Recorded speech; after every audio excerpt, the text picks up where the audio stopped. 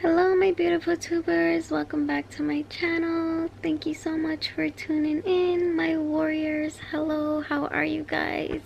I know it's been such a long time since I made a Sickle Chat Thursday video, so that is what we're going to be doing today. I know I'm laying down right now. I actually don't feel well today. I haven't been feeling well for the past 2 weeks. Just a lot has been going on with my health, so I kind of just wanted to update you guys and let you know what's been going on, where I've been, why I haven't uploaded. So yeah, let's just get right into the video and let's just chat and catch up. So my last video that I posted, my Sickle Chat Thursday, was back in January or February, I believe, and literally 5 days after I posted that video, I went into a crisis and I had to go straight to the hospital. It was one of those crises that came on just like that, and the pain level just was at a 10. It didn't creep up like how most of my crises are. It just came out of nowhere, and it was a really painful crisis. So I ended up staying in the hospital for 2 weeks. I had to get a blood transfusion because my hemoglobin had dropped really low, and you know, it took a while to recover from that. When I came home, I would say usually it takes about a couple days to a week for me to recover and to kind of get back into the groove of things, and that time it took almost 2 weeks. So I ended up getting sick in the end of April, beginning of May, and that was the worst crisis because I ended up staying there until mid-June. Yep, you heard that right. I was in the hospital for almost 2 months. And I'm actually going to make a separate video about that hospitalization because it's just so much to get into. But yeah, right back into my story. So when I came out in June, I ended up going up to my mom, who lives in Rochester, New York. And the kids were there, you know, the whole time I was in the hospital, and thank God for my mom, because I don't know what we would have done, you know, having to be in the hospital for so long. And she's just a lifesaver, and I'm so happy that the kids were able to spend time with her up there. And my mom lives in the countryside, so it was a different change in environment for the kids, and I really loved that they got to spend, you know, time in the country and just different scenery compared to the city where we live in. So when I came out in the mid-June, I ended up going there as well to spend, you know, just time and recover and to get back on my feet. And we came back home the week after July 4th. So we spent, you know, a good amount of time with my mom and my stepdad, and you know, the kids just had such an amazing time, and I'm so glad that they got that experience. And it was just so hard being away from them, so I'm glad that kind of distracted them. After that hospital stay, I ended up getting sick again in August, end of August into September, and I ended up having to get a blood exchange. I also did get one in May for the long hospital stay, but I ended up having to get another one in September. And it's just been rough, guys. It's just been so tough, and it's just taken a toll mentally, physically, emotionally. It's just draining on my body, and last year was just tough, and I felt like I didn't have energy to do anything. So after that hospital stay, I ended up staying there for 3 weeks. And then I ended up getting sick again in the end of November into December, and I had to stay there for 12 days, and I also had to get another exchange transfusion. So yeah, that's pretty much what's been going on with my health. So practically all of last year I've just been in and out the hospital, and that's why I didn't really get to upload. You know, there were so much times that I wanted to record my stay and experience in the hospital, but I was just in so much pain, you know, didn't have any energy, so I couldn't do anything for myself, let alone hold up a camera and, you know, record for you guys. I really, really wanted to, but I just couldn't. And, you know, I've been wanting to make this video for so long to update you guys and let you know what's been going on. But I just wanted my mind to be right, if that kind of makes sense. And when I make my sickle cell videos, I actually just want to sit and take my time and talk with you guys and not feel rushed.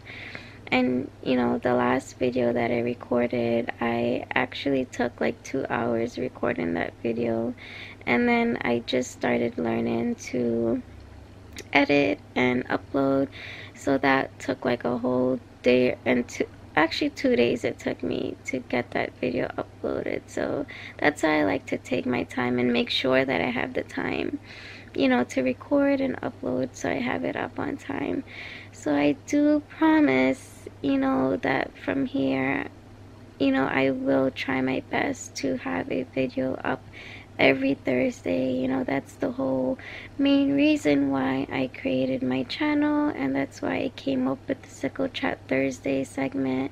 And I'm really hoping that this year I can, you know, stay true to my word and have a video for you guys every Thursday. If I can't, just know that it's because I'm not feeling well. Try to, you know, be better this year, and I just hope that this year, health-wise, you know, that it's a better year, because the last year it was just tough. So pretty much, what else do I have to update you guys? I actually changed my doctor, my sickle cell specialist doctor. I do have the same hematologist. They're basically going to coordinate together, and they'll both be, you know, treating me for the sickle cell. But this new doctor, she's very hands-on, very thorough, very anal, and I just love her. She's amazing. And I'm actually gonna make another video kind of talking to you guys and letting you know that if you're not happy with your care, or you feel like you're not getting the best treatment, you know, you can switch doctors, and you can, you know, speak up for yourself. You know, this is our life, this is our health, and we're the ones that are in charge of, you know, the final outcome. At the end of the day, we're the one who makes the decisions of who we want to treat us. Yes, the doctors, they do all the behind stuff, you know, when it comes to running tests and checking your blood work, and, you know, ordering, you know, transfusions and any other procedures that you have to do.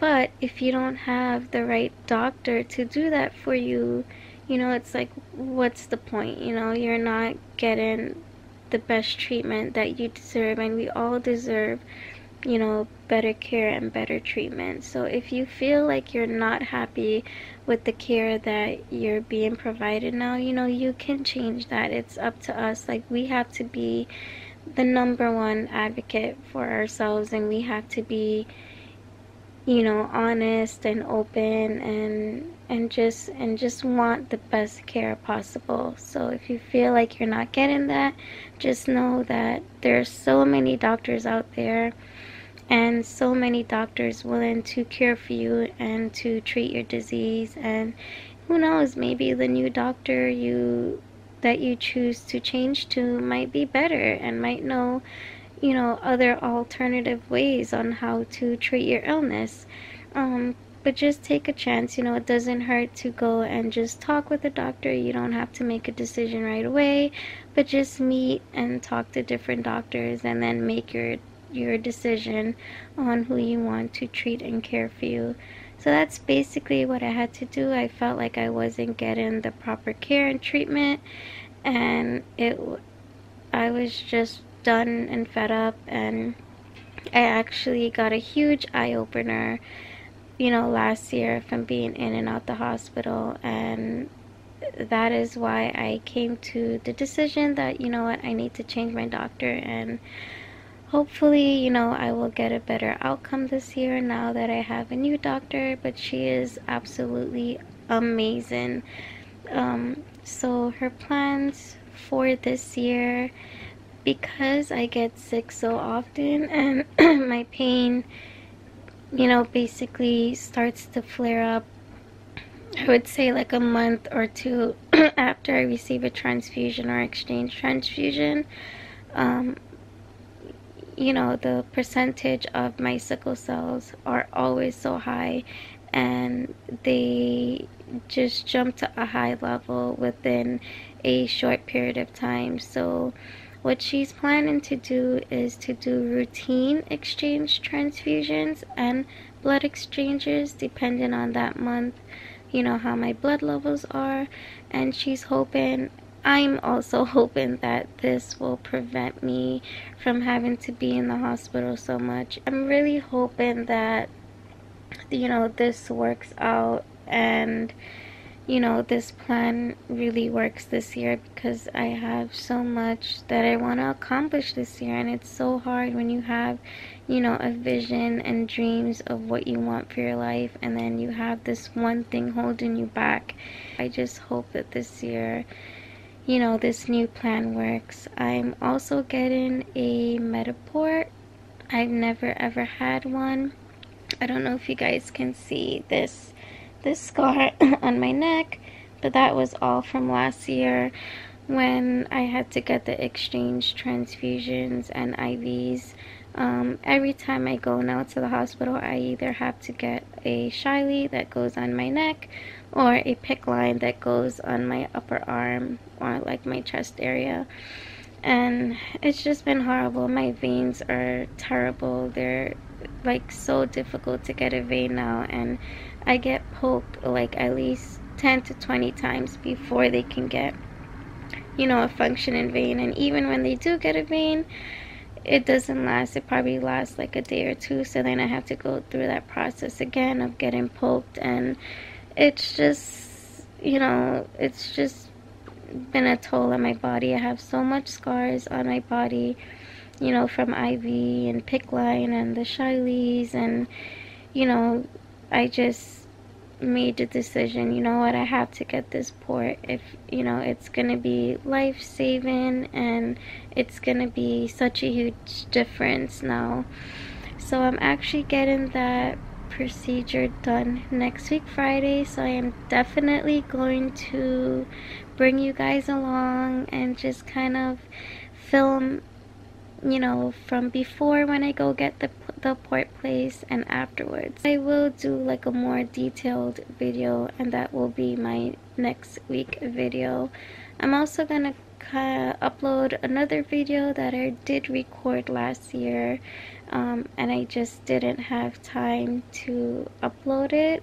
So I actually forgot that I had even recorded it. And before recording this video, I was going through, you know, my old videos and photos, and I came across it, and I was like, oh my god, I have to upload this, because I speak on a very important subject that's very close to my heart, and that is, you know, being away from your kids when you have to go to the hospital. So I will have that video uploaded hopefully by this weekend, and of course I'll leave it in the description box below so you guys can check it out if you want. So to all my warriors out there, I hope you are well and pain-free. I hope that, you know, you're feeling well, and if you are by any chance in the hospital, I pray and hope that you get better soon, and just know that, you know, the pain will eventually go away and you will get better, and you'll be able to go home to your loved ones and your family, and it'll get easier. Just pray and stay positive. I know it's easier said than done, trust me, I know. But when I say this, I mean it 100%. It will get better, and you will be able to go home soon. So just know that you're in my thoughts and in my prayers, and if you are feeling well, I'm so happy. You know, I hope that this is a good year for all my warriors out there, and I just hope that, you know, with my channel and with everyone else's channel, just more awareness is spread about our disease, and hopefully we can all get, you know, the treatment and care that we deserve. So I'm going to cut this short now. I hope you guys didn't mind me laying down. But yeah, I don't feel well today. I will see you guys in my next video. Don't forget to like, comment, share, and subscribe. And yeah, just leave a comment down below if you guys want me to make any videos. If you have any topics that you would like me to discuss, I love to hear your suggestions. So I will see you guys in my next video. Bye.